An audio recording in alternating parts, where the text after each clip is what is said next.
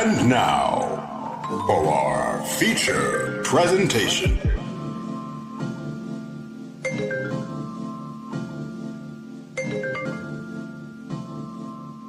What is your true self? What is your true self? According to Carl Jung. Find your true self. Your true self. Psychology of Carl Jung. Since the start of time, people have thought day and night about this question. Who am I?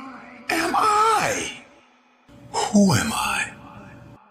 The tough part is, no one can tell you the right answer.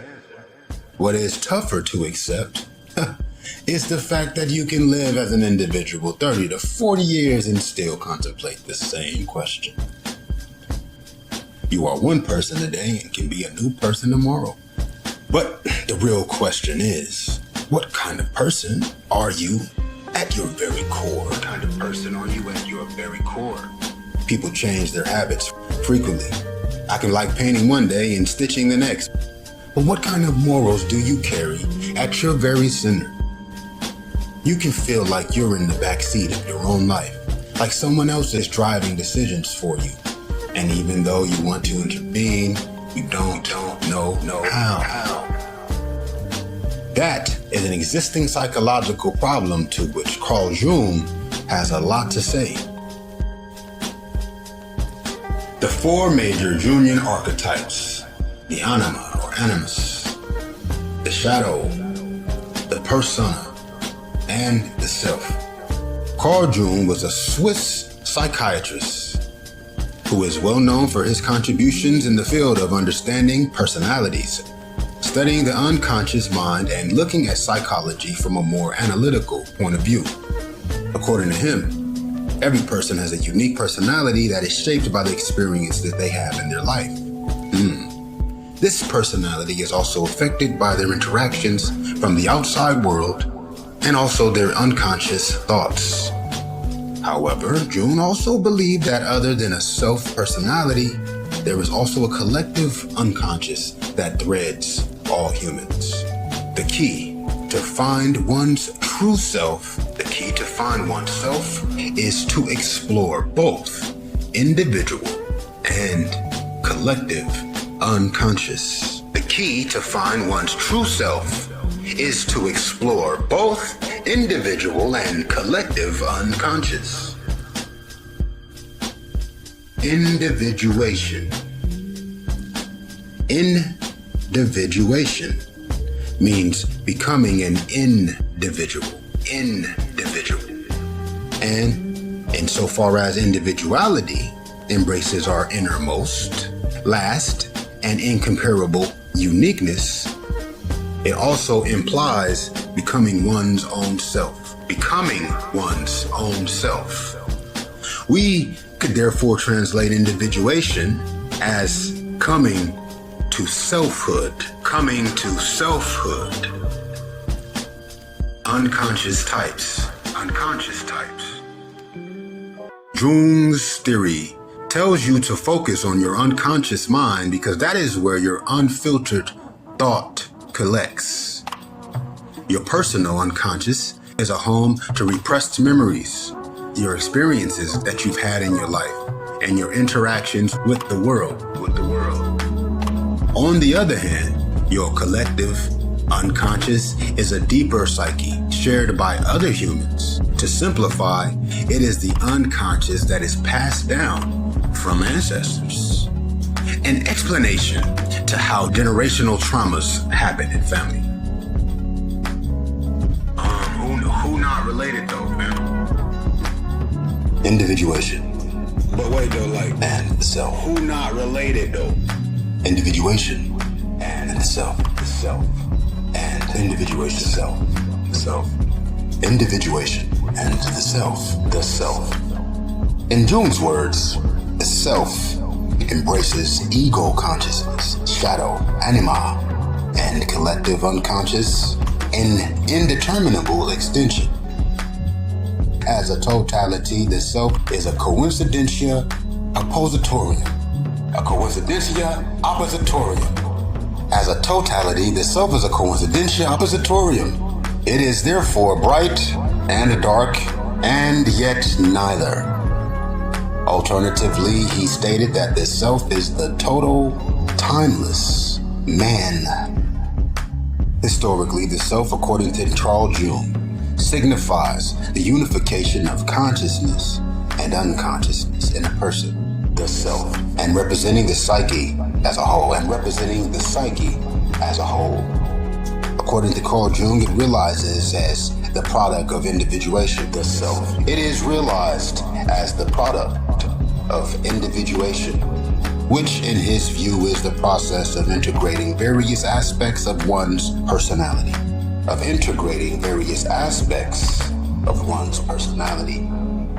Interesting. For Jung, the self is an encompassing whole which acts as a container. It's an encompassing whole, that's with the W, which acts as a container. It could be symbolized by a circle, a square, or a mandala. Return to the self. Individuation.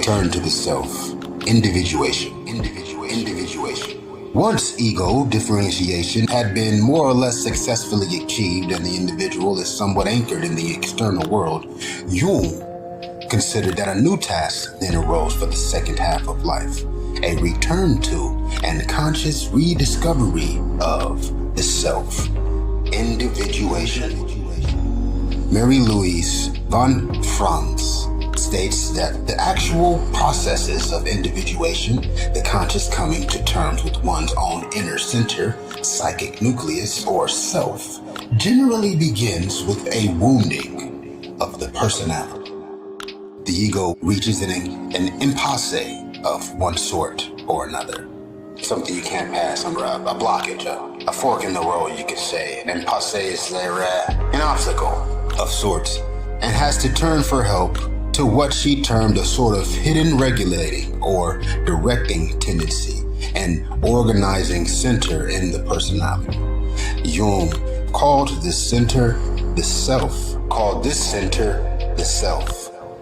and described it as the totality of the whole psyche, in order to distinguish it from the ego, which constitutes only a small part of the psyche.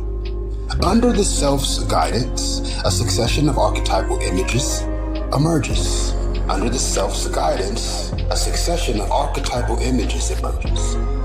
Gradually bringing their fragmentary aspects of the self increasingly closer to its totality. The first to appear, and the closest to the ego, would be the shadow, or personal unconscious, unconscious/subconscious.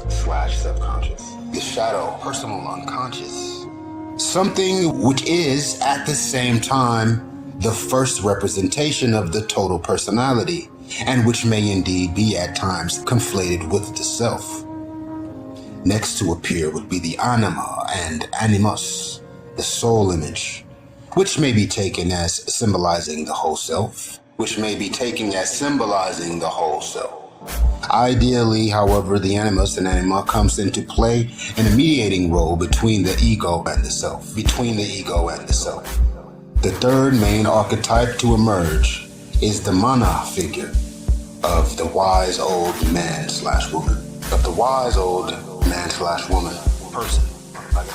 The wise old motherfucker. A representative of the collective unconscious, akin to the self. That's the mana figure. That's the third to emerge as far as the archetypes that emerge when it is that you individualize yourself, or whether it is that you individuate yourself. Because you got an individualization, you got an individuation.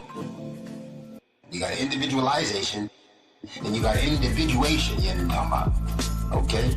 Now this is all happening, this is all a process of what it is of supposedly identifying with yourself, with the self that is, okay?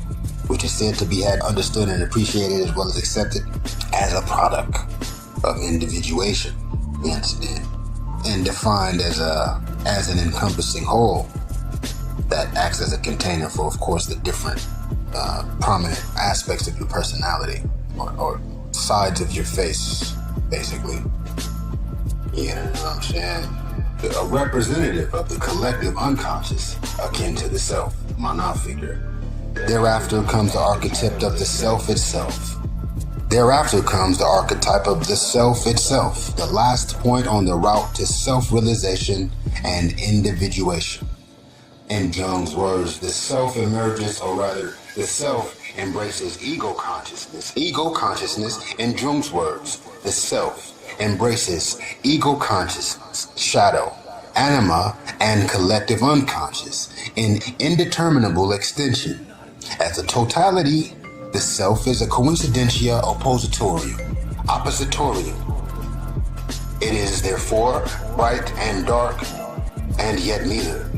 Alternatively, he stated that the self is the total, timeless man who stands for the mutual integration of consciousness and unconsciousness. Jung recognized many dream images as representing the self, including a stone, the world tree, an elephant, and the Christ. Jung recognized many dream images as representing the self, including a stone, the world tree, an elephant, and the Christ. Now that you have the backdrop, let me tell you how you can find your true self. For this, you need to know one last term, and that is archetypes. These are the beliefs and morals from across the globe that happen to stay in your dreams, fantasies, and build your unconscious experiences. These are the beliefs and morals from across the globe that happen to stay in your dreams, fantasies, and build your unconscious experiences. There are 4 types of archetypes. What is your true self? What is your true self? The privilege of a lifetime, according to Carl Jung, is to become who you truly are. The privilege of a lifetime. Who we truly are, however, goes far beyond what we typically assume to be ourselves. Carl Jung's concept of the self radically contrasts with its formulation in other psychological paradigms. Lying at the center of the psyche, the self is the key that unlocks and resolves all aspects of Jungian psychology. Know thyself. Know thyself is one of the most misunderstood axioms in the contemporary world, where the boundaries of ego consciousness are interpreted as the boundaries of ourselves. While Sigmund Freud was the first to suggest that there is more to ourselves than ego consciousness, namely the unconscious. Carl Jung dived much deeper into the heart of the matter. Jung discovered that the human psyche is vast beyond measure, for beyond the personal unconscious outlined by Freud was the mysterious yet observable realm of collective unconscious.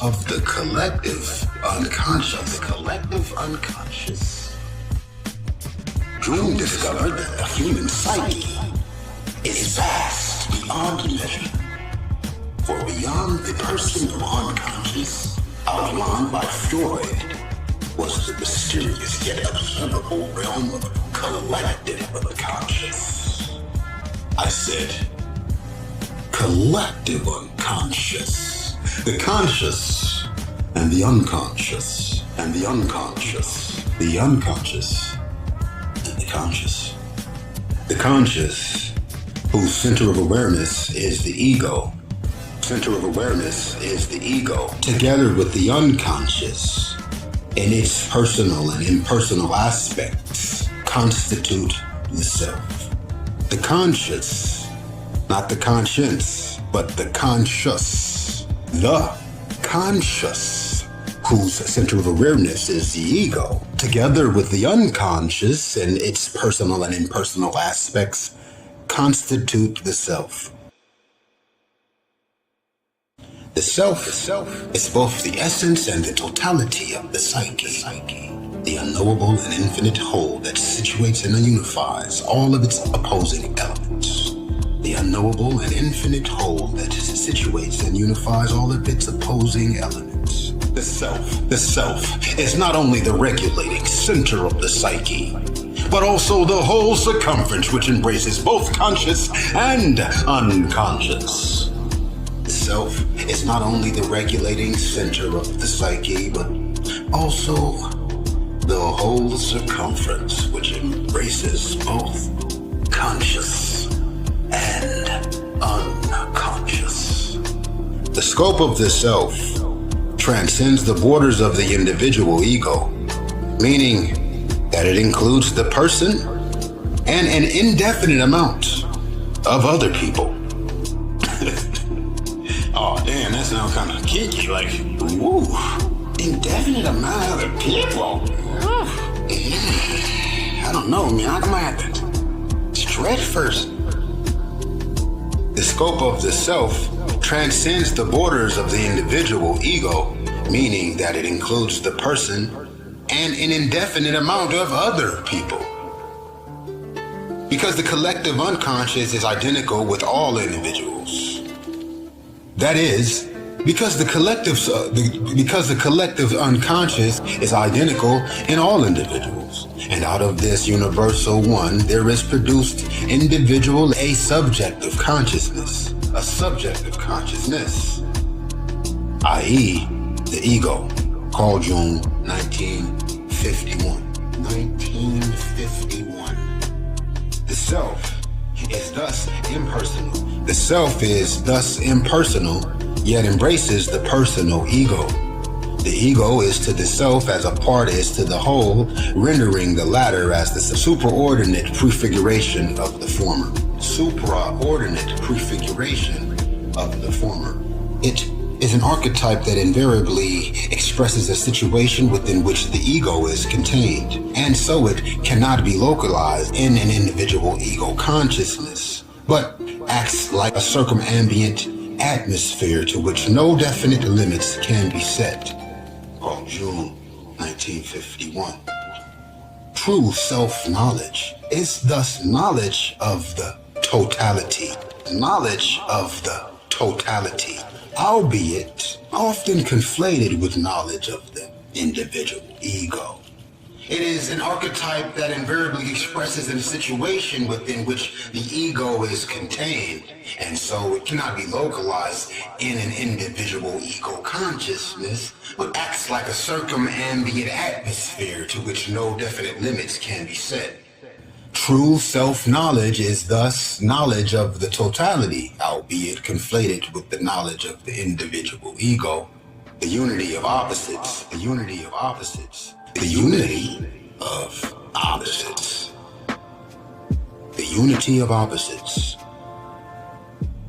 Every aspect of the psyche can be conceived in relation to the self as a part is to the whole, which is why Jung considers the self as transcendent. A closer look at Jung's model of the psyche reveals how the self resolves the tension of opposites inherent within it. As the totality of the psyche, the self encompasses and unifies consciousness and unconsciousness, the personal and the collective, the anima and the animus, and the shadow and the persona. Due to its transcendent nature, the self can only be described in antinominal terms. Every aspect of the psyche can be conceived in relation to the self as a part is to the whole, which is why Jung considers the self as transcendent. A closer look at Jung's model of the self reveals how the self resolves the tension of opposites inherent within it. The self as the eidos Dei and the imago Dei. The self as the eidos Dei and the imago Dei. Jung considers the self as the eidos Dei, the essence of God, that is, behind the supreme ideas of unity and totality that are inherent in all monotheistic and monistic systems. He insists that he discusses the self not as a metaphysical concept, but as an empirical phenomenon, evident via the psychological observation of the contents of the psyche. As he remarks, I cannot prove to you that God exists, but my work has proved empirically that the pattern of God exists in every man, and that this pattern in the individual has at its disposal the greatest transforming energies of which life is capable. The self is an archetype, a pattern of unity, holiness, and totality that is imprinted in the psyche, out of which ego consciousness evolves and manifests in symbols. The self is an archetype, a pattern of unity, wholeness, and totality that is imprinted in the psyche, out of which ego consciousness evolves and manifests in symbols. As a symbol, the self is indistinguishable from the image of the God image. As Jung remarks, all symbols of the God image apply to the empirical symbols of totality. According to Carl Jung, the symbols of the self are different expressions of the unified wholeness of man, whose psyche encompasses far beyond the limitations of ego consciousness and personhood. The fact that its expression is referred to as God is due to its numinous character, as evident in dreams, visions, and experiences of this kind. Jung writes that wherever, therefore, we find symbols indicative of psychic wholeness, we encounter the naive idea that they stand for God. The symbol is thus mistaken for the symbolized. Symbols of the self. Symbols of the self. Symbols of the self. Oh my God. According to Jung, the symbols of the self are characterized by wholeness. As a rule, they appear to unite either two or four opposing elements, forming a dyad or a quaternion. The circle is an exception to that rule, for it has no beginning nor end, symbolizing oneness. The mandala, for example, was one of Jung's favorite symbols of the self. Whatever pattern they follow, they symbolize the pre-established order and union of the psyche, and are often experienced along the journey of individuation. While symbols of the self could take infinite forms, Jung argues that the schemata of dyads, quaternions, and circles have always constituted every expression of the image Dei in all religious and mystical traditions along the course of human history. As Jung remarked in Aeon, the circle is a well-known symbol for God. And so, in a certain sense, is the cross. The quaternity in all its forms, Ezekiel's vision, the Rex Gloria with the four evangelists, Noxtis Bordello, God and Four, and Crodobus, the duality, and finally the human form and the individual personality, Christ and Buddha, to name only the most important of the motifs here used. According to him, all these images are found empirically to be expressions for the unified wholeness of man. All these images are found empirically to be expressions for the unified wholeness of man.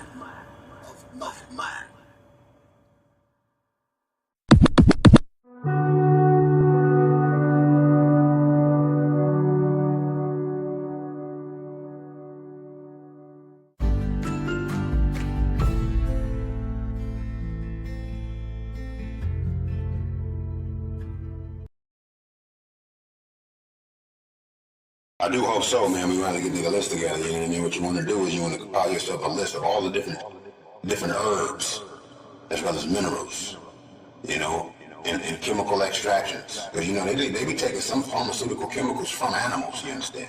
From the gland of particular fucking beasts, okay? You understand that?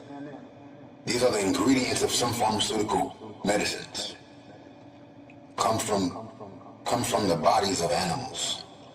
But generally they come from herbs and plants, okay?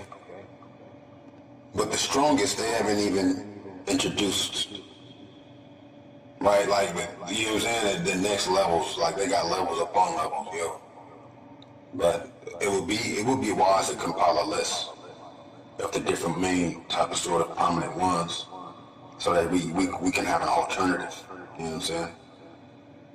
And already be cultivating and also protecting the ability to even be able to draft up these chemicals ourselves. Because once they synthesize the chemical, then what they're going to do is they're going to attack the ability to even retrieve it, to be able to even create it, to where the only source for it will be from the synthesized method in order to produce it.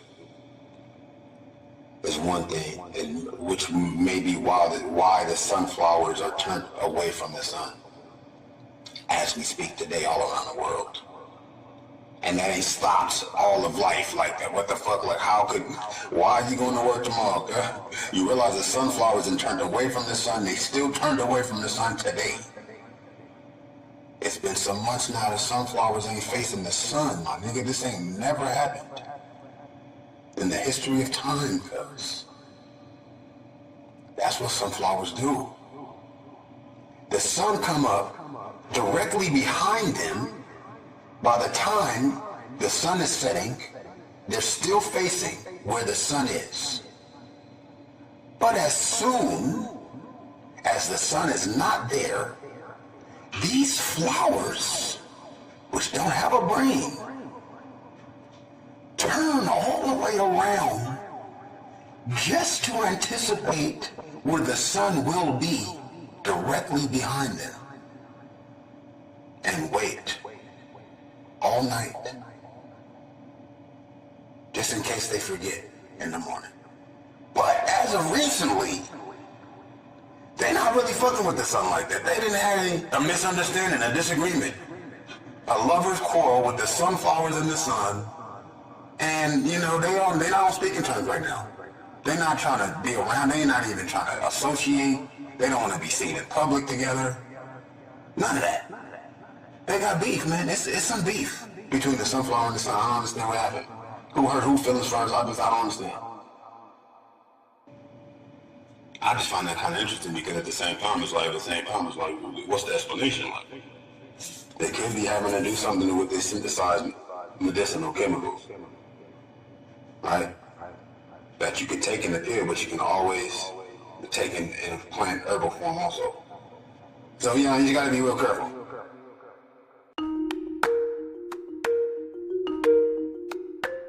The Individuation and the Self by Martin Schmidt. Jung's thinking about the self and its dynamic of individuation separates Jungian analytical psychology from other psychoanalytical schools of individuation. He used the concept of the self to describe his understanding of who we are, and the concept of individuation to describe the process by which we can fulfill our potential to become all that we can be. Again, that's the self and individuation, or awakening and actualization.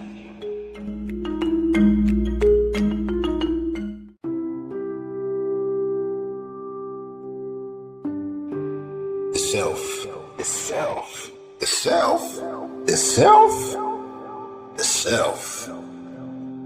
In the Freudian psychoanalytic tradition, the self is described as a byproduct of ego development. By contrast, for Jung, the self is present before the ego. The self is present before the ego. It is primary, and it is the ego that develops from it. The self retains its mystery. We can never fully know or embrace it because because the fucking shit don't fucking exist is why. We can never fully know or embrace it because, of course, the pharmaceutical medicines, of course. We can never fully, because the sunflower said they're not fucking with the self. We can never fully know or embrace it because we are dependent upon the relatively inferior ego to perceive it. We are dependent upon the relatively inferior ego. Perhaps this struggle and apprehension has led to very different understandings of the self's qualities. Perhaps this struggle and apprehension has led to very different understandings of the self's qualities. Jungian analytical psychology sees the self as many things, including testicles, cinnamon, sand dollars, any fucking thing you want to symbolize figuratively. Instead of write descriptions about fuck self as God. Oh, Jungian analytical psychology sees the self as many things, including a boot, psychic structure, developmental process, transcendental postulate, vocabulary, affective experience, and archetype. It has been depicted as the totality of body and mind, the God image, the experience of overpowering feelings, the union of opposites, and a dynamic force which pilots the individual on his or her journey through life. This latter idea is quintessentially Jungian. For even though other psychoanalysts have talked about the self in a similar way, Freudian psychoanalysis still largely sees the self as a structure within the mind, similar to an object of representation, and not as a teleological agency.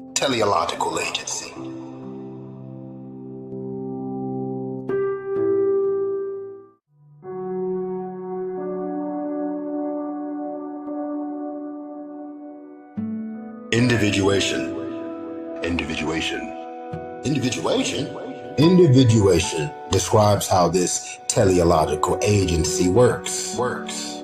Jung saw it as the process of self-realization, the discovery and experience of meaning and purpose in life, the means by which one finds oneself and becomes who one really is. It depends upon the interplay and synthesis of opposites, e.g. conscious and unconscious, personal and collective, psyche and soma, divine and human, life and demise. Analysis can be seen as an individuation process. Analysis can be seen as an individuation process. It not only fosters but accelerates individuation. And creates conditions in the relationship between patient and analyst, which offer the possibility for rarefied experiences and transformation of self, which otherwise may not happen. This is because the analytic situation allows both participants to join in a quest for truth, to express and experience the self in ways which are often prohibited by the compromises made in the service of social acceptance in non-analytic relationships. The concept of individuation is the cornerstone of Jung's psychology. Here are some of the salient features of his thinking on this topic and some of the questions that arise.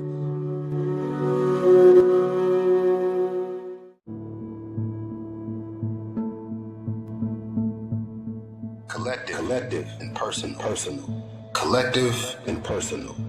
Jung, 1935, stresses that individuation requires the integration of both collective and personal elements.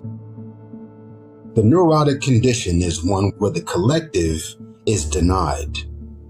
The psychotic, where the personal is denied, and archetype inflation can overwhelm the ego.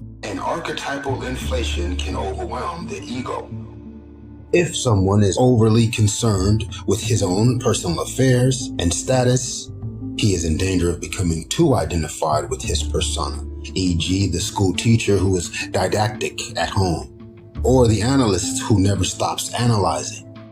Living such a blinkered life, focused on short-sighted and egocentric goals, denies the value of the collective.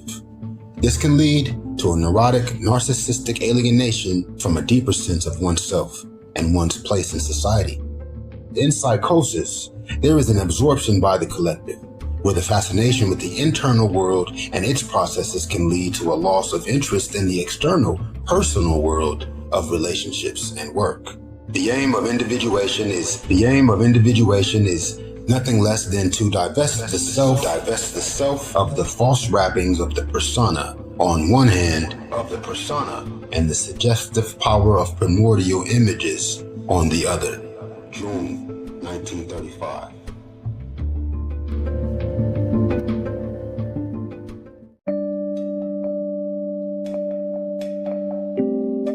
Two halves of life. Two halves of life. Two halves of life. Two halves of life. Fordham describes how individuation begins in infancy, but Jung saw it predominantly as a development in the second half of life. In the first half, one is concerned with expanding the ego, and adaptation to collective norms, such as building personal social status. The second half of life is concerned with coming to terms with dying, finding meaning in living, and the unique part each one of us plays in the world.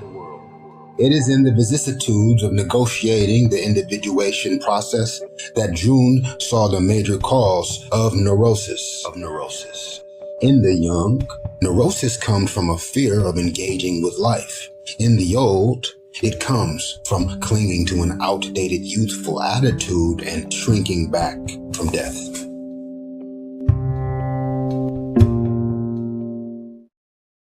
Relationship.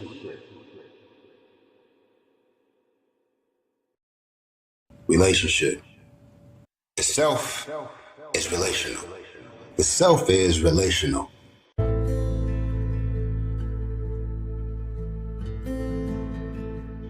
The self is relational. Individuation is dependent upon relationships with others. Individuation is dependent upon relationships with others. Jung went so far as to say, the self is relatedness. The self is relatedness. The self is relatedness. The self only exists in as much as you appear. Not that you are, but that you do. The self. Not that you are, but that you do the self. Not that you are, but that you do the self. Who you are is what you do. The self appears in your deeds, and deeds always mean relationship. However, in his autobiography, Jung presents us with a conundrum when he also states that the goal of individuation is detachment from emotional relationships. Emotional relationships he defines as tethered because they are relationships of desire with expectations of others. He recommends that in order to attain objectivity and selfhood, one needs to withdraw the projections inherent in emotional ties to others. In this light, analysis could be seen as the playing out of emotional relationships between analyst and patient, with the view of facilitating the reintrojection of projections in the resolution of the transference/countertransference. Jung implies this when he describes the transference phenomenon as, without doubt, one of the most important syndromes in the process of individuation.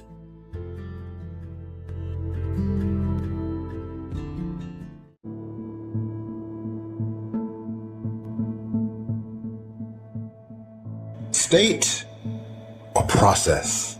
State or process? State or process? Another area of confusion is whether Jung considers individuation to be a state capable of being attained or an ongoing process. In Memories, Dreams, Reflections, he declared that finding the mandala as an expression of the self was for him attaining the ultimate. Jung also cryptically refers to the completion of individuation. The objectivity he experienced in a dream about his wife after her death, he described as a part of a completed individuation. However, Jung perceives self-realization as different from Eastern mystical ideas of achieving nirvana or samadhi, a state of perfection attained by yogis.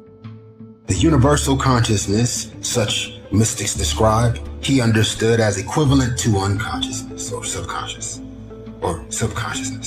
where the unconscious/subconscious, which technically and legally as well as clinically is to be referred to as unconscious and not subconscious, has swallowed up ego consciousness. The universal consciousness, such mystics describe, he understood as equivalent to unconsciousness, where the unconscious has swallowed up ego consciousness. He states that the universal consciousness is a contradiction in terms, since exclusion and discrimination are at the root of everything that lays claim to the name consciousness. Jung concedes that yogis can achieve a remarkable state of extension of consciousness, where subject and object are almost completely identical. However, he also argues that individuation is an active, ongoing process and not a static state when he proclaims,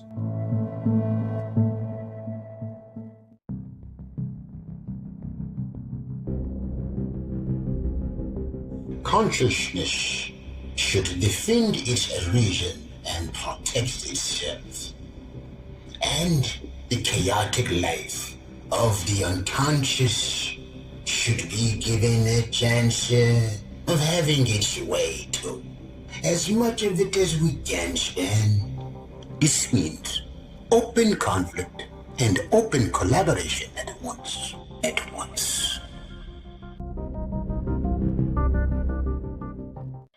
Individuation can be seen as a process that is never fully completed, but is one that can generate experiences which feel momentarily as if it has been attained.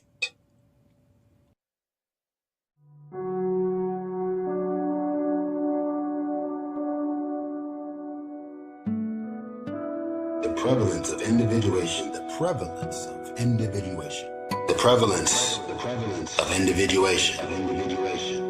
How widespread is individuation? Is it universal and commonplace, or is it aristocratic, a vocation for the elite? Of course, this depends upon what we mean by it.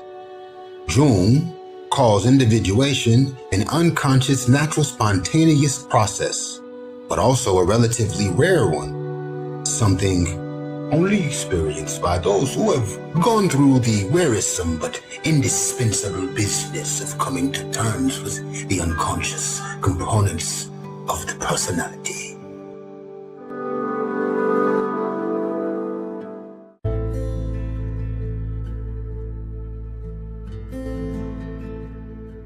The unconscious components of the personality. 1955. He also states that it is a borderline phenomenon which needs special conditions in order to become conscious. This is a different type of individuation from that described by Fordham. Michael Fordham, perhaps more than any other post-Jungian, has contributed to our understanding of individuation as a process that starts in infancy and not just in the latter half of life. Fordham's field theory of the self, which describes how the self as a primary integrate develops through the process of deintegration and reintegration throughout the whole of life. is very useful for our comprehension of the normal process of maturation. He claims that this basic underlying process of individuation is identical in childhood, adolescence, and adulthood. However, Jung was also talking about something other than the normal day-to-day development of ego and self. He adumbrates.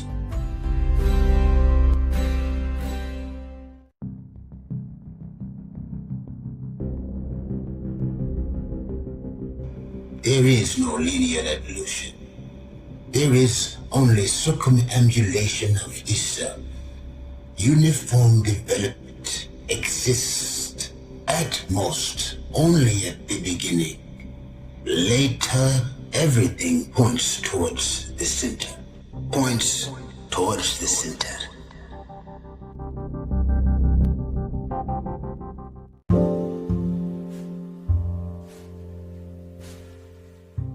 This is an important distinction.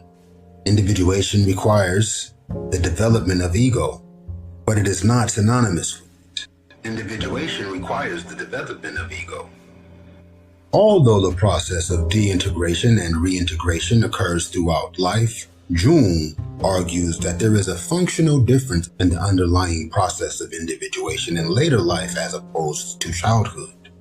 He was trying to emphasize the difference between early development, which is mainly concerned with the establishment of ego, and later individuation, which involves a surrendering of the ego's dominion. Jung complained that people's understanding of the individuation process often confuses the coming of the ego into consciousness with the subsequent identification of the ego with the self.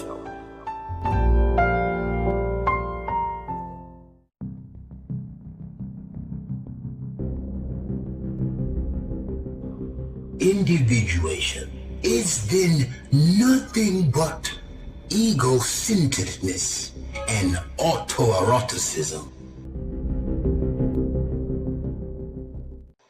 Individuation requires the ego to enter into service to the self, to facilitate its expression and realization.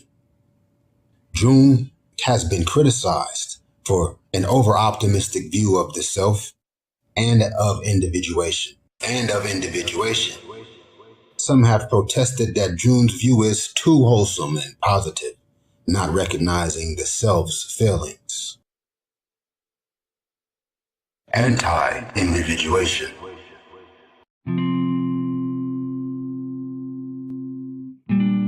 Anti-individuation. Anti-individuation. Our clinical work reminds us that the self is not always experienced as benign and positive. It can be self-regulating, and yet the experience of it can also be very destructive. The ego needs to be sufficiently strong to withstand the coming into awareness of aspects of the unconscious, which is the greater part of the self. Ego strength is dependent upon how successful mother and baby have been in creating a facilitating environment to manage anxieties, surrender omnipotent fantasies, form symbols, establish, mourn, and repair object relationships. We can find ourselves with those whose ego has been unable to successfully manage this emergence of the self. In these cases, individuation has become distorted or stuck. In these cases, individuation has become distorted or stuck. If there is an environment or constitutional deficit, the primary self may feel under attack from outside and within. Defenses of the self may be mobilized, which can lead to narcissistic false self-organization. Here we are confronted with anti-individuation forces. Instead of the formation and nurturing of relationships, the lifeblood of individuation, we see a psychic retreat into infantile omnipotence. It is then necessary for the analytic work to be focused on creating conditions whereby the ego can be supported and facilitated in its development.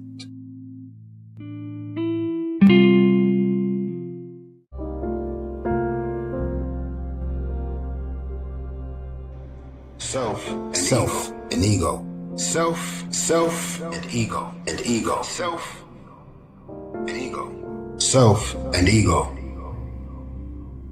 It can be useful in clinical practice to think of the work as symbolic of the struggle between the self and ego, and to see the task as engaging with this individuation/anti-individuation battle of opposites. The ego of both analyst and patient acts as if it wants to remain in control, to expand and promote itself at the expense of other aspects of the personality. It has a quality which seems manufactured or man-made. The self, by contrast, feels like a force of nature.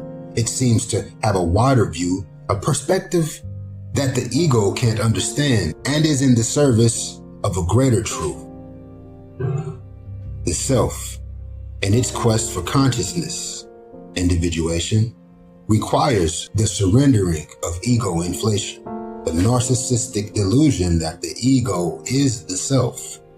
Although propulsive, the self can be experienced as violent and destructive if the ego is unable to facilitate its expression. This may result in an individuation crisis for both analyst and patient.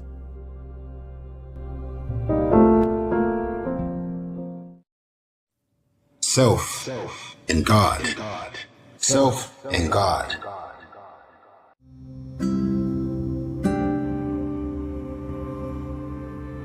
Jung saw the ego in service of the self in service to the self. It's representative on earth. Jung saw the ego in service to the self. It's representative on earth. The self he called the greater personality, ultimately unknowable, linked to a universal sense of cosmic unity, cosmic unity.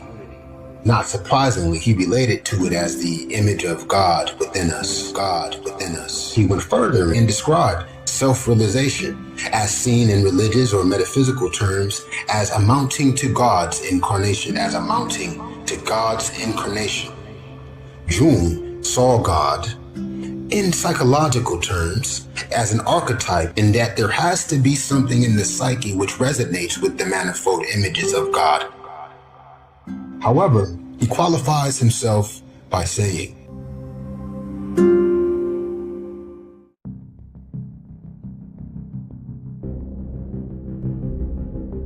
psychology is not in a position to make metaphysical statements. It can only establish that the symbolism of psychic wholeness coincides with the God image, but it can never prove that the God image is God himself, or that this self takes the place of God. But it can never prove that the God image is God himself, or that the self takes the place of God.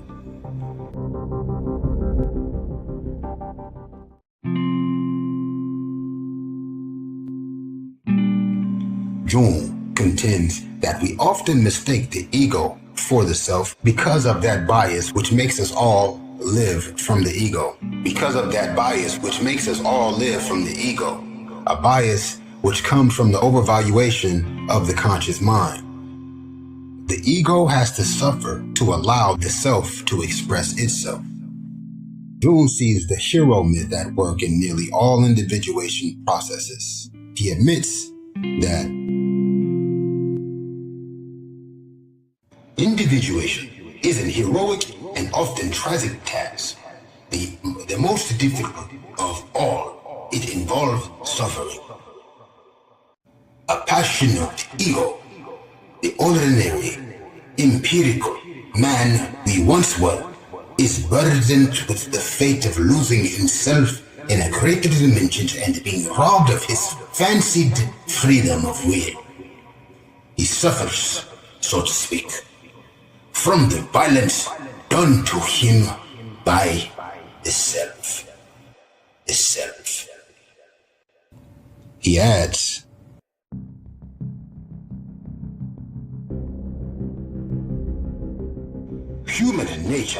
human nature has an invincible dread of becoming more conscious of itself. What Nevertheless, the drive leads us to it is the self which demands sacrifice by sacrificing itself to us.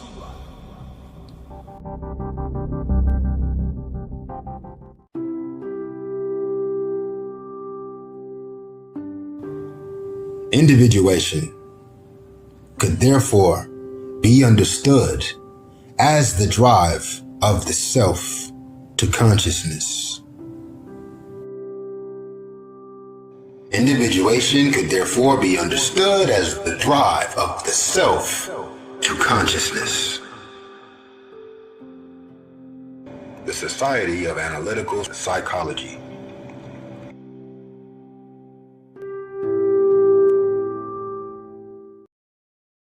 From Psychology Today. Psychology Today. Why your ego is an illusion. Why your ego is an illusion. The ego, or so they call it, is an illusion, as it is so called, referred to as the ego. The Buddhist take on the self. From psychologytoday.com. From psychologytoday.com. Written by Dr. Neil Burton.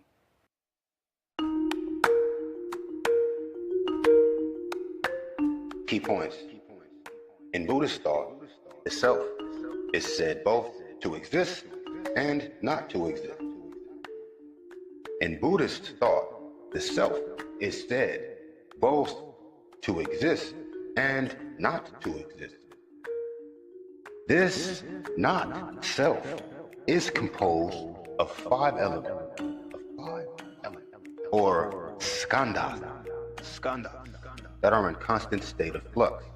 Together, the five skandhas create for the not self the illusion of integrity and continuity, the illusion of integrity and continuity.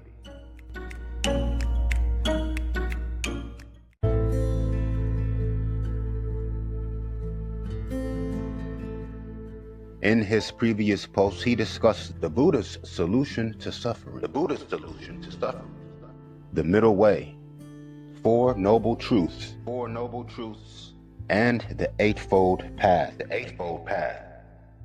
Two early insights that led the Buddha to enlightenment are the middle way and dependent origination. According to the doctrine of the middle way, we are more likely to achieve insight and wisdom if we avoid extremes of self-gratification and self-mortification. According to the doctrine of dependent origination or interdependent arising, life is a continuous process of change, and every instant of change has manifold causes and effects. This means that all things are conditioned by other things, and that all things are interconnected. Suffering arises from a craving for permanence, but all permanence is an illusion that, in time, can only lead to pain and disappointment. Although nothing exists permanently, it is equally wrong to say that nothing exists at all. This, too, is a middle way. Does the self exist? In a sense, it does. In another sense, it does not. Which is why, when asked the question, the Buddha, as was his way, simply remained silent.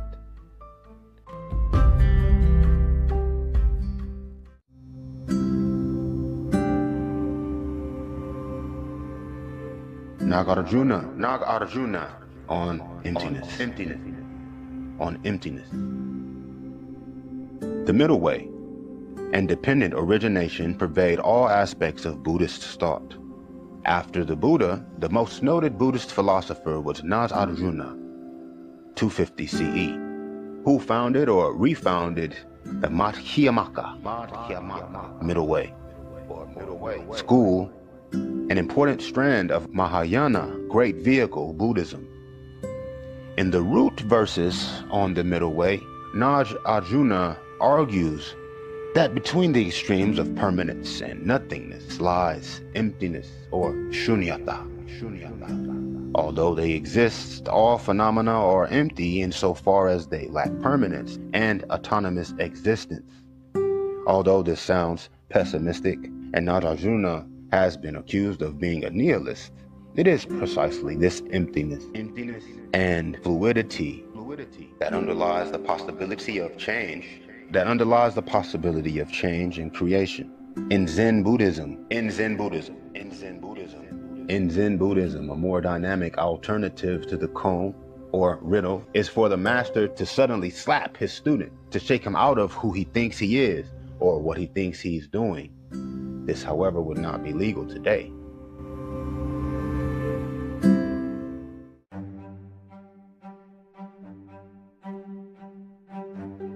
The not self. How is it that the self can both exist and not exist?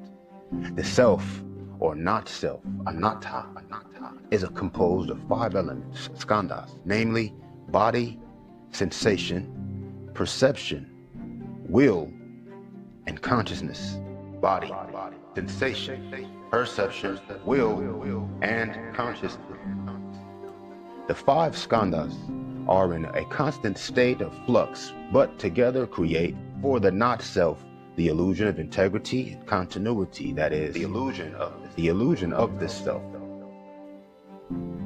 This explains why, when I try to become aware of myself, I can only ever become aware of such and such perception, such and such sensation, or such and such thought, but never of any actual core self. Try it now for yourself.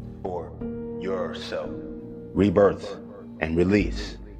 The death of the bodily self leads to the disaggregation of the skandhas and to their reaggregation into another not self, which is neither identical nor entirely different from the previous one, but forms part of a causal continuum with it. An analogy that is often offered to describe this process of rebirth is that of a flame fueled by desire passing from one candle to the next. The cycle of rebirth can only be broken if the self is able to transcend its subjective and distorted image of the world, which is built around the I am conceit. This then is nibbana, or in Sanskrit, nirvana. Nirvana, as I see it, rests on the understanding that consciousness is a sequence of conscious moments, rather than the continuous unbroken consciousness of the I am conceit. Nirvana, sequence of conscious moments, rather than the continuous unbroken consciousness of the I am conceit.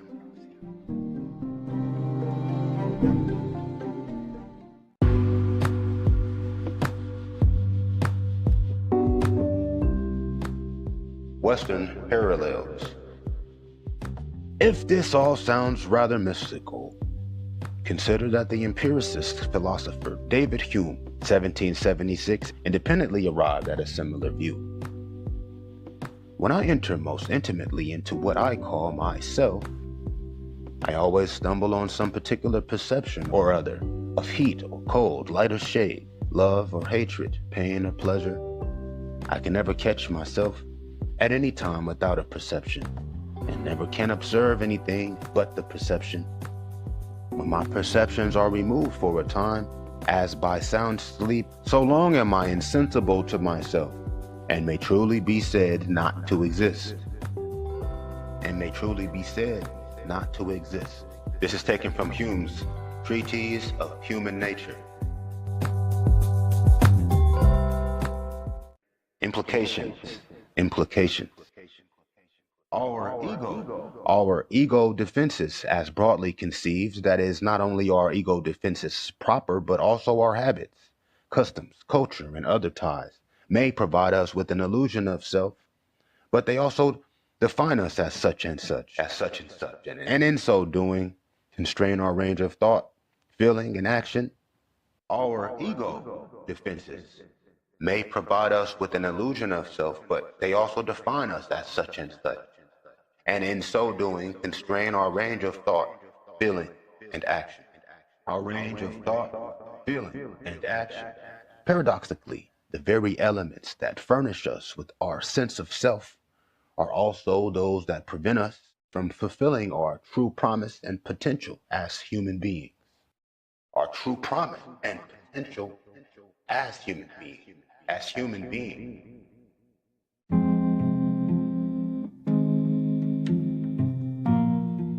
As he argues in his book on the psychology of self-deception, it is only by renouncing the self, that is, by dropping her defenses and committing symbolic suicide, that a person is able to open up to different modes of being and relating and transform herself into a pure essence of humanity. In so doing, she becomes free to recast herself as a more joyful and productive person, and attains the only species of transcendence and immortality that is open to us mere mortals. Mere mortals. And so, if we are to live, we must first learn to die. Ego death.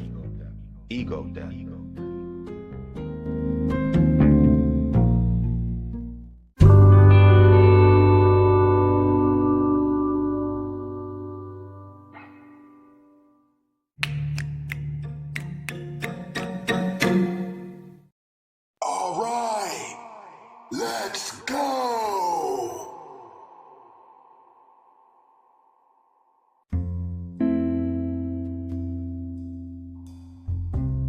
Advanced meditation. Advanced meditation alters consciousness and our basic sense of self.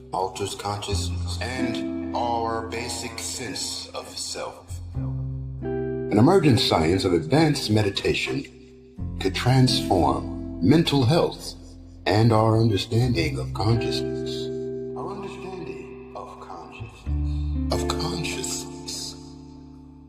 Millions worldwide practice mindfulness meditation, not just for their mental health, but as a means to enhance their general well-being, reduce stress, and be more productive at work. The past decade has seen an extraordinary broadening of our understanding of the neuroscience underlying meditation. Meta-motherfucking-tation. Hundreds of clinical studies have highlighted its health benefits. Mindfulness is no longer a fringe activity, but a mainstream health practice. The UK's National Health Service has endorsed mindfulness-based therapy for depression. Mobile apps have brought meditation techniques to smartphones, enabling a new era in meditative practice. Yes.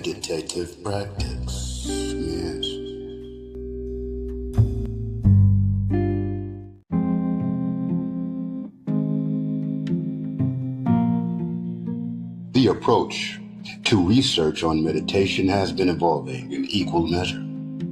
Looking back, we can identify distinct waves. The first wave, from approximately the mid-1990s into the early 2000s, assessed meditation's clinical and therapeutic potential for treating a broad set of psychological and physical health concerns. The second wave, starting in the early 2000s, focused on mechanisms of mindfulness's effectiveness, revealing why it yields benefits for mental health that are at times comparable to those achieved with pharmaceuticals. The second wave, starting in the early 2000s, focused on mechanisms of mindfulness's effectiveness, revealing why it yields benefits for mental health that are at times comparable to those achieved with pharmaceuticals. Meditation science is now entering a third wave, exploring what we call advanced meditation. Advanced meditation. Meta mother flizzdrazzle brisnuckin-tation, ho. Deeper and more intense states and stages of practice that often require extended training and can be experienced through increasing mastery.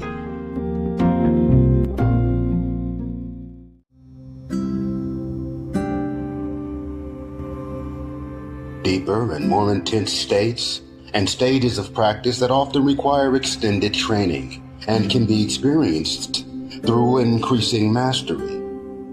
University research programs are being established to study these altered mental states.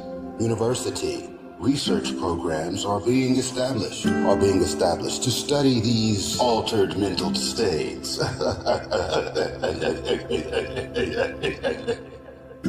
Similar to new academic endeavors to investigate the merits of psychedelic drugs for personal well-being and a variety of medical conditions. In the media and in academia, I like that, how they had matched those two words together. It's kind of stylish. Meditation is often seen as a tool, primarily for managing the stresses of modern life and work. But our research suggests it can be used for much more. You see, although meditation, mother flizzdrazzle drisnuckin-tation, ho, can help people improve their psychological well-being, it also can be a gateway to experiences that lead to deep psychological transformation. It can also be a gateway to experiences that lead to deep psychological transformation. The term advanced meditation might evoke images of monks in robes, but these experiences are not limited to ascetics, isolated from the world. People often come to meditation because of some kind of suffering. Others are drawn to it because they perceive a lack of meaning in the materialism of the modern world. Still, others may feel a pull towards something greater when they realize that a self-absorbed pursuit of happiness has its limitations. Meta mother flizzdrazzle-drisnuckin-tation's potential. Meditation's potential has been demonstrated by numerous contemplative, philosophical, religious, and spiritual traditions that teach it as a core element that leads to enlightenment or salvation. Meditation's potential has been demonstrated by numerous contemplative, philosophical, religious, and spiritual traditions that teach it as a core element that leads to enlightenment or salvation. Buddhism, Vedic and Hindu practices, Jewish Kabbalism, Islamic Sufism and shamanism, among others, have all explored meditation in their traditions. Some of them have multi-millennia long histories and encompass experiences that include states of ecstasy, insights into the nature of the self and the world around us, the cultivation of empathy, and the pursuit of altruistic goals. Such experiences have also been reported to sometimes lead to a sense of transcendence.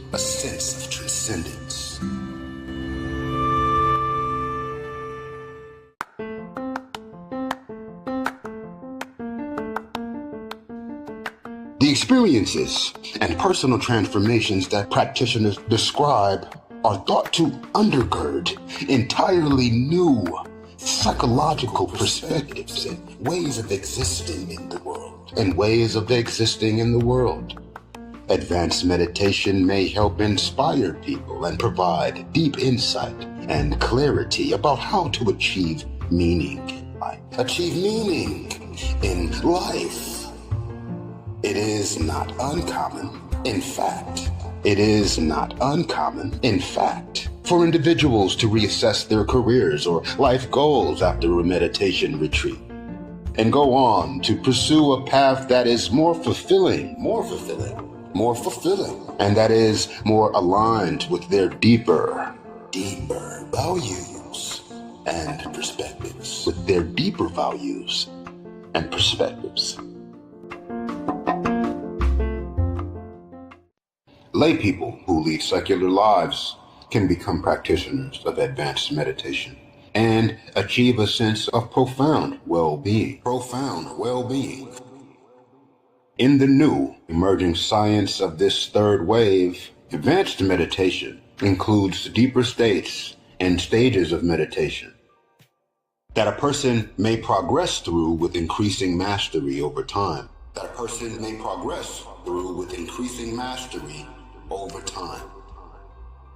The study of advanced meditation examines meditative development, the unfolding of advanced meditative states and stages of practice. Then there is research on meditative endpoints, which represent the outcomes of advanced meditation. In Buddhist traditions, one outcome may be called enlightenment or awakening.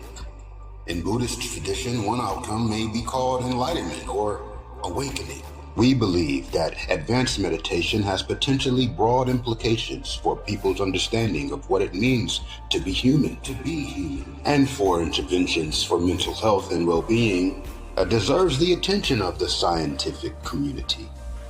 One of us, Sachet, leads an effort at Massachusetts General Hospital and Harvard Medical School named Meditation Research Program, MRP, the MARPers, established to develop a comprehensive multidisciplinary understanding of advanced meditation states and stages of practice related to well-being and clinical outcomes or meditative endpoints. We use a rich array of state-of-the-art scientific approaches. Our intention is to expand the program into a much larger research and educational effort and establish the first center dedicated to study and training of advanced meditation. Our intention is to expand the program into a much larger research and educational effort and establish the first center dedicated to the study, training of advanced meditation. Another research endeavor on advanced meditation has been taking place at Brown University's Mindfulness Center, led by Brewer. Scientists there have discovered signatures of brain activity during several forms of meditation used in Tibetan Buddhism that are able to produce feelings of timelessness and states of heightened awareness. Research on advanced meditation is also taking place elsewhere and is expected to grow rapidly in the coming years. All of these investigations promise to help us to find new ways to train people in advanced meditation. We envision developing specific programs that leverage insights from the science of advanced meditation to directly train people with certain clinical diagnoses. These programs could offer new therapeutic avenues for treating persistent cycles of negative thoughts in patients with major depression or the chronic worrying that characterizes generalized anxiety disorder. The idea is not just to manage symptoms, but to foster a sense of deep and pervasive well-being that affects all aspects of a practitioner's life. The idea is not just to manage symptoms, but to foster a sense of deep and pervasive well-being that affects all aspects of the practitioner's life. Our findings are starting to inform models of how advanced meditation affects and changes the brain, paving the way for a more comprehensive grasp of these practices. Our findings are starting to inform models of how advanced meditation affects and changes the brain. In time, Our research may lead to a new generation of mental health interventions that could be as simple as a set of verbal instructions, or as technologically sophisticated as neurofeedback or brain stimulation. Advanced meditation lends itself to modern empirical scientific study for several reasons, one of which is the robust research foundation provided by decades of studies from the prior waves. This research included initial attempts to characterize the brain activity of experienced meditators. Notable examples can be seen in the seminal works of teams led by Richard Davison of the University of Wisconsin/Madison and Sarah Lazar of Massachusetts General and Harvard Medical School. Their work with long-term meditators included electroencephalography, EEG, and the first magnetic resonance imaging study of brain activity in such practitioners. A major limitation of this early research, however, was that it did not explore the rich first-hand descriptions of what people experienced during advanced meditation, encompassing states of mind in which consciousness itself may vanish. The latest wave of research coincides with the broader surge of interest in altered states of consciousness, including those studied in psychedelic research. From a technical perspective, the study of advanced meditation has been facilitated by the recognition that certain altered states can be induced at will by adept practitioners. Advanced meditation, once considered on the scientific fringe, has now made it possible to scientifically understand practices previously limited to monks and mystics. Our team at Massachusetts General and Harvard's meditation research program has begun to integrate advanced meditation into rigorous experimental paradigms using cutting-edge methods such as neuroimaging. Studying the neuroactivity of practitioners in deep meditative states is important because it provides evidence for the biological existence of these states, a first step towards understanding and gaining widespread access to advanced meditation and its benefits. To cite one example, our group at Harvard recently conducted a study on the experiences of neuroscientific underpinnings of what we have classified as advanced concentrative absorption meditation, or ACAM, one form of which is jhana. From Theravada Buddhism, practitioners of jhana report unfettered calmness, clarity of mind, and self-transcendence, going beyond the concept of self and perceiving diminishing boundaries between oneself and others. Going beyond the concept of the self and perceiving diminishing boundaries between oneself and others. They also usher in open consciousness, a state of mind that is receptive, adaptable, and accepting of perspectives beyond the existing narrative that shapes how someone sees the world. They also usher in open consciousness, a state of mind that is receptive, adaptable, and accepting of perspectives beyond the existing narrative that shapes how someone sees the world. To investigate these states, we use powerful 7 Tesla MRI machine. At Massachusetts General, a first in meditation research. 7 Tesla MRI lets us map the entire brain at high resolution. Its deep brain imaging extends to the brainstem and cerebellum, areas crucial for healthy mental and physiological functioning that are difficult to study with conventional MRI and lower magnetic field strengths. Brainstem activity, which controls breathing and heart rate, is a prerequisite for consciousness and alertness. So it was a primary target for our work. Our aim is to create a detailed map of the brain's activity during ACAM, or Advanced Concentrative Absorption Meditation, and link it to the meditator's reported experiences. We conducted an intensive case study of ACAM, spanning 27 MRI data collection periods that were completed over the course of 5 days. The case study was of a meditator who had more than 25 years of experience with ACAM and had completed more than 20,000 hours of meditation.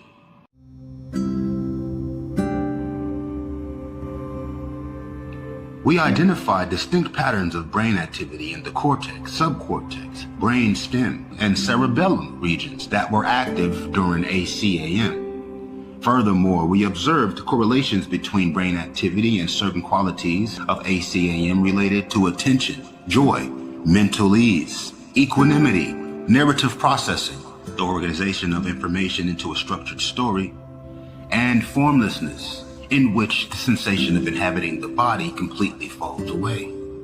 Formlessness, in which the sensation of inhabiting the body completely falls away. We also highlighted the distinct nature of brain activity during ACAM compared with that in several non-meditative states. We found that patterns of local activity across the brain regions were unique during advanced concentrative absorption meditation, or ACAM, and that they were different from those we observed during ordinary states of consciousness. After a cessation event, the practitioner undergoes a profound shift in mental perspective and well-being, including deep mental clarity and a sense of renewal. After a cessation event, the practitioner undergoes a profound shift in mental perspective and well-being, including deep mental clarity and a sense of renewal. In another study conducted at University of Massachusetts Center for Meditation, researchers employed EEG to investigate 30 advanced meditators using practices from the Tibetan Buddhist tradition. 4 advanced meditation states were characterized by self-transcendence, emptiness, a state of emptiness, a state of awareness beyond the mind's constant word pattern, and compassion. This study, on which Brewer was the senior researcher, is important in part because these characteristics are associated with psychological well-being and are disrupted in people with certain mental illnesses. The results indicated that the density of EEG currents was lower during advanced meditation. This effect was strongest in brain regions involved with self-referential processing, self-related mental activities, and executive control regions. There is some evidence that advanced meditation practices may dampen self-referential processes and reduce the mind's focus on the self. We found from this research that a deeper meditation state was associated with increases in high-frequency brain activity in the anterior cingulate cortex, precuneus and superior parietal lobe, and with elevation of the beta band brainwave in the insula. Together, these results provide initial evidence for specific electrophysiological markers relevant to advanced practices. These brain activity signatures have particular relevance to non-self-referential states advanced meditators can attain, known as non-dual states. This study is also notable because it is an example of research on advanced meditation informed by Tibetan Buddhism. It will be a crucial development for the field to compare advanced meditative states among diverse contemplative traditions that historically have been separated geographically, culturally, and philosophically.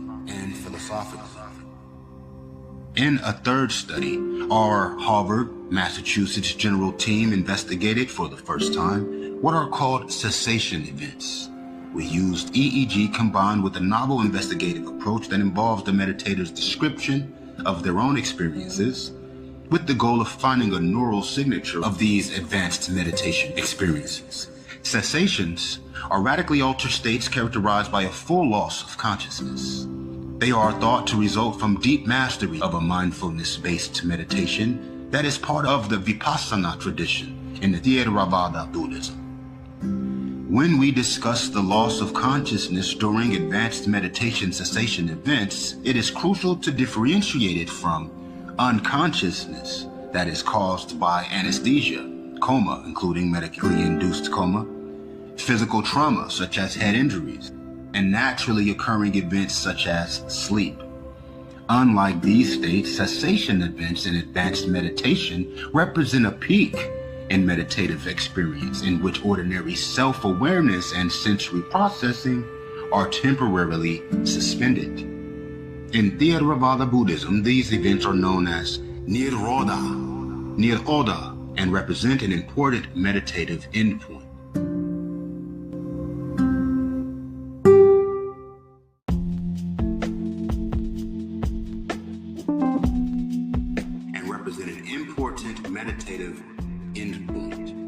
For our study, we examined cessations experienced by a single advanced meditator with more than 23,000 hours of meditation training. We analyzed EEG data for 37 cessation events recorded during numerous sessions. Immediately after each EEG run, the participant graded different qualities of any cessations that had occurred. We used a unique approach in which we tied the practitioner's first-person descriptions of the meditation experience to our objective neuroimaging data.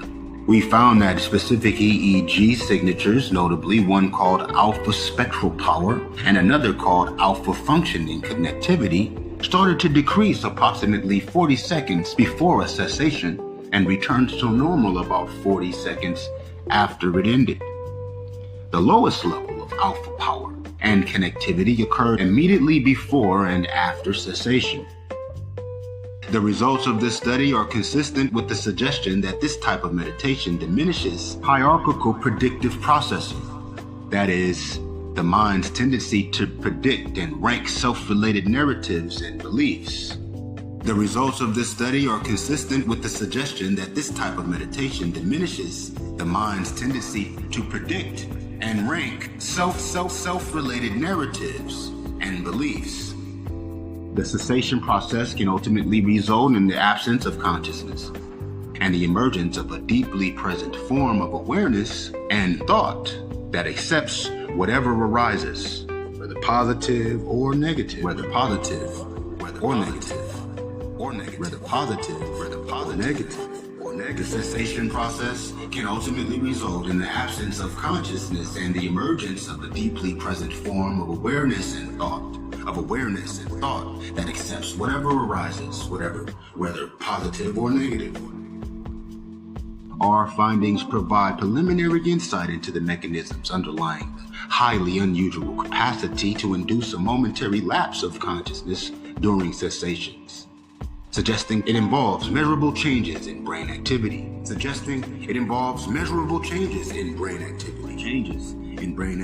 much like psychedelics. Advanced meditation is sometimes linked to challenging psychological disturbances.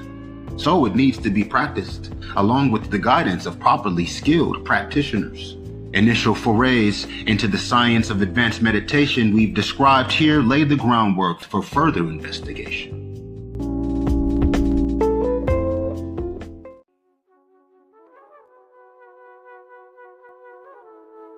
One of our objectives is to achieve a scientific understanding that facilitates broader accessibility to these practices. Like simpler forms of mindfulness meditation, advanced meditation can be practiced in diverse settings, when seated on a floor or in a chair, with eyes open or closed. Much like psychedelics, advanced meditation is sometimes linked to challenging psychological disturbances, so it needs to be practiced along with the guidance of properly skilled practitioners. Initial forays into the science of advanced meditation we've described here lay the groundwork for further investigation. One of our objectives is to achieve the scientific understanding that facilitates broader accessibility to these practices. With eyes open or closed. advanced meditation holds remarkable promise for supporting well-being in both clinical and non-medical settings.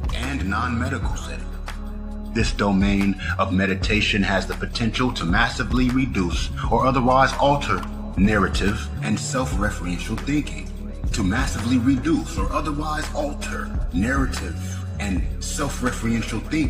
Improve attention, and foster feelings of self-generated joy, and contentment far beyond what is currently understood in the domain of mindfulness, research, and practice. Qualities that are often difficult for people with mental health conditions to attain. Mindfulness meditation has indeed helped millions of people. But advanced meditation research could revamp the field of mental health. Offering entirely new avenues for the treatment of psychiatric disorders, and more generally, fostering a sense of well-being. Evidence is growing for the efficacy of psychedelics as treatments for some psychiatric conditions, especially depression, and post-traumatic stress disorder, PTSD. We think that people can make similar progress through meditation.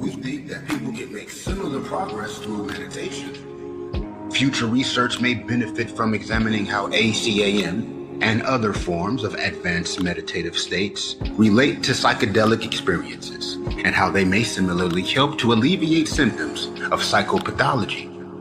Advanced meditation interventions could be integrated with established mindfulness-based techniques, novel meditation-based therapies, and innovative technologies designed to modulate specific neural networks through neural feedback and brain stimulation.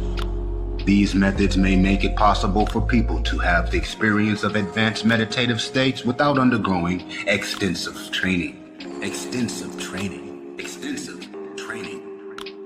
Advanced meditation, therefore, holds significance and untapped opportunities to diminish suffering and help people flourish. It may even provide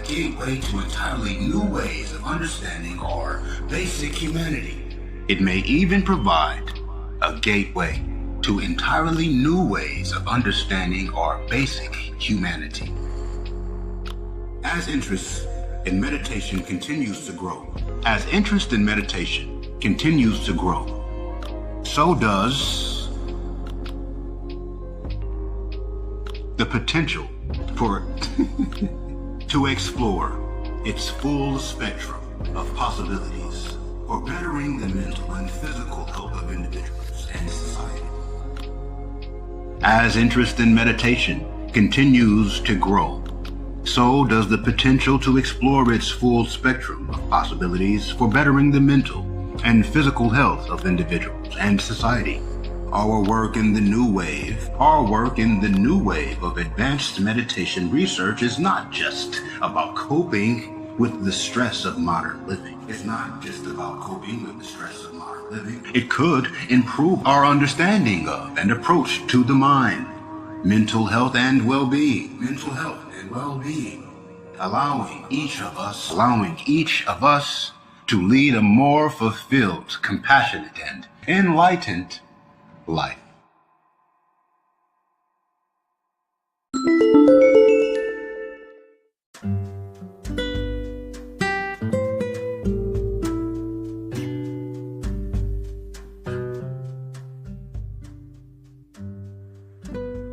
Psychology today. The transformative power of consciousness. Why consciousness matters for the future of our life and all life. The transformative power of consciousness. Why consciousness matters for the future of our life. By Dr. Patrick D. Vishkalawa. Fulfilling our highest possibility.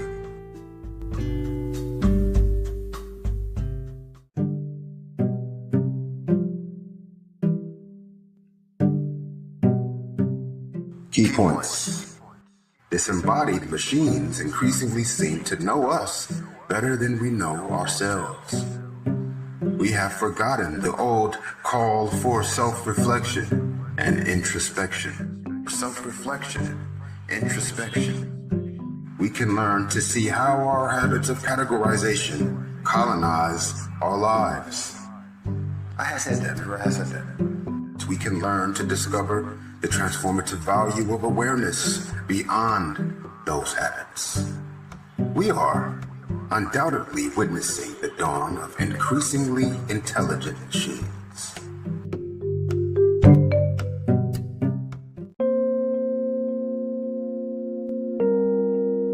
We are undoubtedly witnessing the dawn of increasingly intelligent machines. So intelligent that they are now assisting us in more and more of the decisions we make. And more of the decisions we make. The world has become so complex that we hardly dare to face it without the assistance of an intelligent algorithm. The intelligence of such machines is increasing extremely rapidly. Many things humans do will soon be done better and faster with computational intelligence. Authoring essays, creating music, images, videos, and animations, which is unacceptable, as well as unexcusable. It seems that our most uniquely human quality, our capacity for consciousness, and the associated capacity for free will, can very rapidly be manipulated, colonized, and taken over by intelligent machines. Disembodied machines increasingly seem to know us better than we know ourselves. Better than we know ourselves. The disembodied simulation of embodied humans. The disembodied simulation of embodied humans.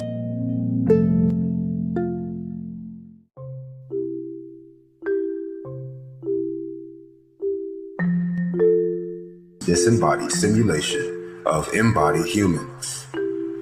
But can this really be the case? How could a machine built from metals know human life built from cells that took some 4 billion years to become what they are?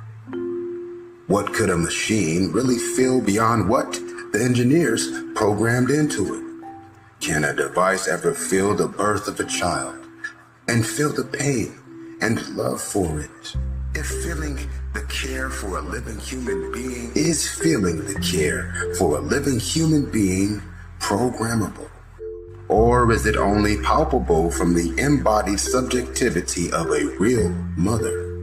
Is humanity letting itself be taken over before it even bothers to know itself? Before it even bothers to know itself? Above the entrance of the temple of Apollo at Delphi was the famous statement, "Know thyself, know thyself, know thyself." It was a call to self-reflection and introspection. It was a call to self-reflection and introspection. It was meant to encourage humans to know themselves before making decisions or choices. Have we forgotten this old wisdom? Have we forgotten this old wisdom? So, what is consciousness? So, what is consciousness? What is consciousness?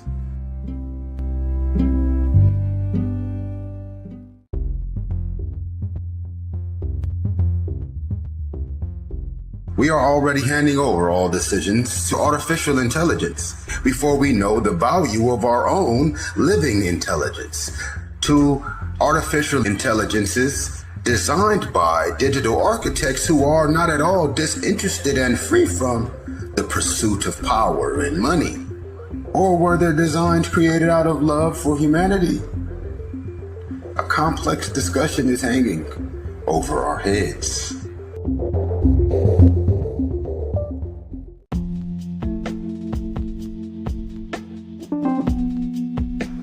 To what extent do we allow our lives to be supported or determined by non-living algorithms? Consciousness is not a set of rules. Then what is consciousness? Again, There is no single point of view, and the differences between scientific perspectives are great. So it is a matter of choosing the theory that best fits our beliefs or supports our career. Do we choose one of the many variants of a higher order theory like Joseph Medos? Do we choose the embodied theories of Anil Seth or Antonio Damasio? Do we choose the neurophenomenological approach of Francisco Varela or Evan Thompson?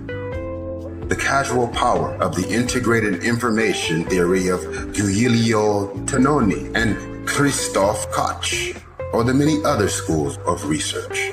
Again, there is no clear answer. The research is still open. What do we have to do? Do we ask a generative pre-trained transformer what is human consciousness? Do we ask ChatGPT how many living animals can feel? Are we trying to discover for ourselves the living consciousness around us and the transformative space of our own consciousness?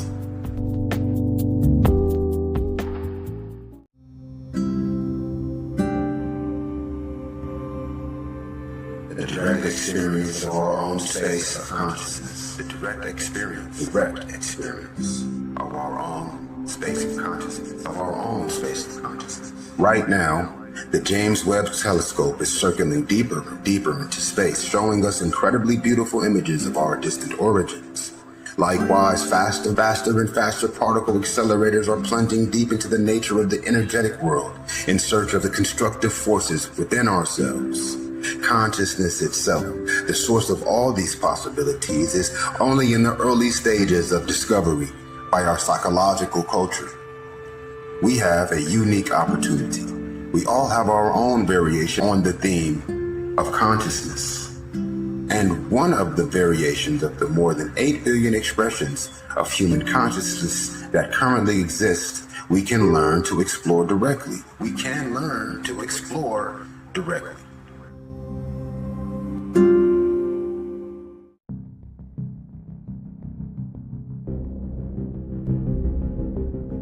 We have one direct entry.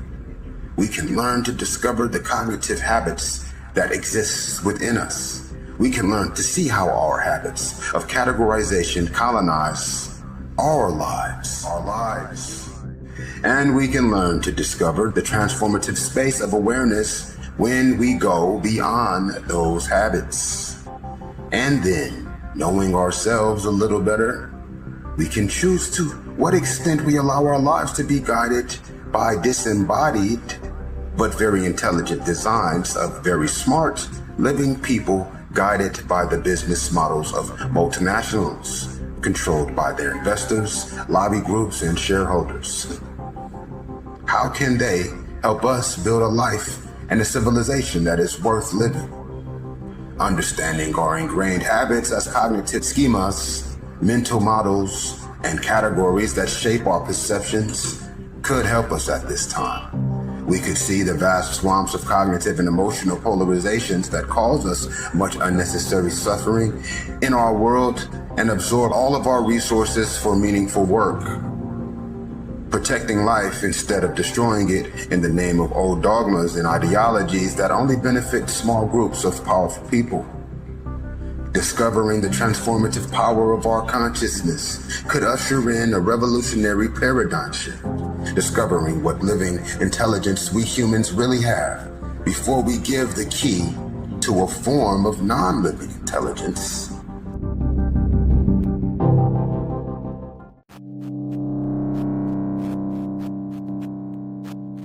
What is the phenomenology of the intrinsic space through which we touch and are touched by everything that exists? Isn't that the transformative power of human consciousness? Isn't that our free will to become who we really are?